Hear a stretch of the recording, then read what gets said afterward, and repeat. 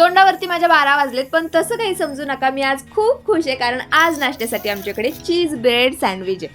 15 kilometre लांब जाऊन हे सगळं सामान घेऊन यावं लागतं. त्यामुळे सँडविचचं प्लॅनिंग आधीच करून ठेवावं लागतं आणि पुदिना चटणीशिवाय ना सँडविच इनकम्प्लीट आहे. त्यामुळे सकाळी लवकरच मी पुदिना चटणी हे चॉपिंग वगैरे करून घेतलं.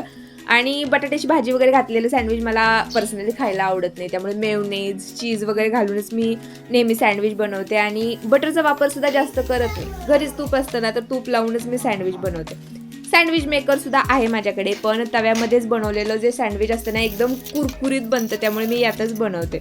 आता तुम्ही सँडविच बनवा, नाही तर आणखी काही बनवा. आमच्या चिरंजीवांना मॅगीच खायची, कारण काल आणलेली मॅगी त्याला माहिती आहे ना, माझं आपलं बनवताच चालू असतं. कारण थंड झाल्यानंतर सँडविच खायला एवढं बरोबर लागत नाही. आणि बऱ्याच दिवसांनी ना आज मी मशीनवर बसले होते ब्लाऊज शिवण्यासाठी.